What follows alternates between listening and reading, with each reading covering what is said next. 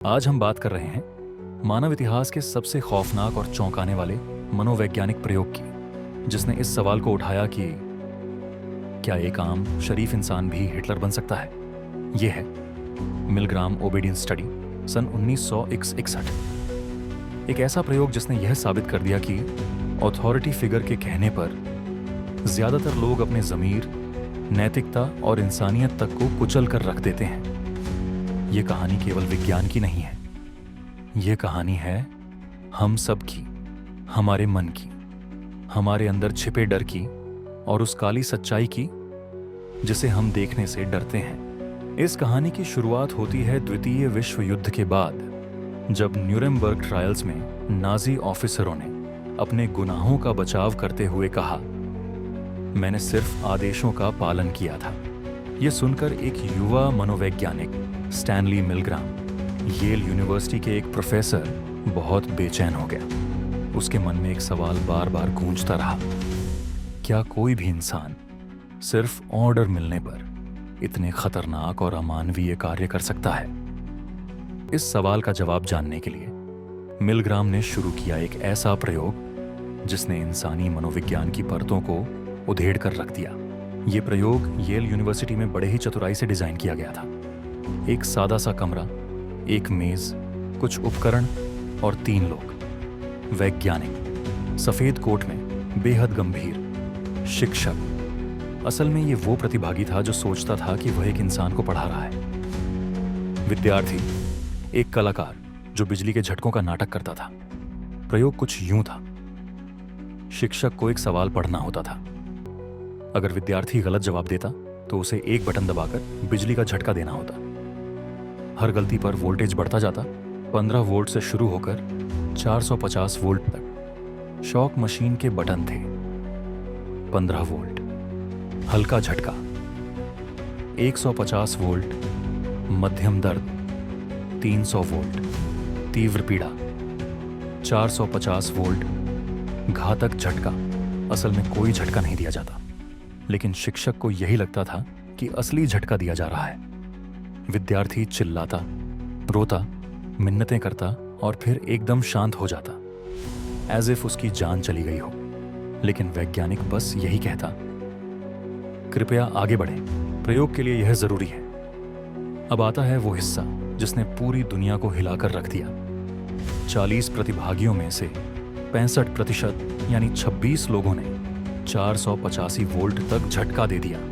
सोचिए, कोई चीख रहा है, कह रहा है, मुझे दिल की बीमारी है, मुझे मत मारो, और फिर अचानक एकदम शांत हो जाता है।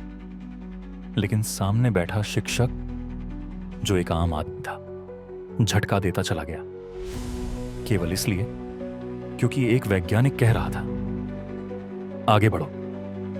यही थी इंसानी आज्ञाकारिता की भयानक सच्चाई। प्रयोग की कई परतें थीं जो आमतौर पर सामने नहीं आती। जब प्रयोग येल यूनिवर्सिटी की बजाय किसी सामान्य ऑफिस में हुआ, ओबीडियंस 65% से घटकर 48% हो गया। जब साइंटिस्ट सफेद कोट नहीं पहनता था, ओबीडियंस और भी घट गई। जब एक्सपेरिमेंटर मौजूद नहीं था, ओबीडियंस 30% पर गिर गई। जब 2 टीचर होते और एक मना करता तो दूसरा भी पीछे हट जाता। लर्नर्स अगर टीचर के पास बैठा होता, ओबीडियंस 20% तक गिर जाती। इसका मतलब था अथॉरिटी, दूरी और जिम्मेदारी का बहुत बड़ा असर होता है। जर्मनी, ऑस्ट्रेलिया और इटली में भी प्रयोग दोहराया गया। नतीजे लगभग समान थे। मिलग्राम ने अपने एक पत्र में लिखा, मैं यह देखकर हैरान हूं कि साधारण इंसान भी आदेश मिलने पर क्रूरता की सारी हदें पार कर सकता है। इस प्रयोग ने मनोविज्ञान में नई थ्योरीज को जन्म दिया। 1. एजेंटिक तय स्टेट थ्योरी, जब इंसान खुद को जिम्मेदार नहीं मानता बल्कि अथॉरिटी को दोषी मानता है। 2. ग्रेजुअल एस्केलेशन, 15 वोल्ट से शुरुआत होती है, फिर धीरे धीरे वोल्टेज बढ़ता है। इस स्टेप बाय स्टेप पद्धति से इंसान खतरे को महसूस नहीं करता। 3. नॉर्मेटिव प्रेशर, लोग सोचते हैं, अगर मुझे कहा गया है तो मुझे करना ही चाहिए, वरना मैं गलत साबित हो जाऊंगा।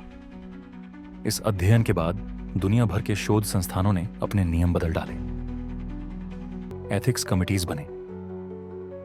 इंस्टीट्यूशनल रिव्यू बोर्ड्स IRBs अनिवार्य हुए। अब किसी भी साइकोलॉजिकल एक्सपेरिमेंट से पहले पार्टिसिपेंट की पूर्ण जानकारी और अनुमति ली जाती है।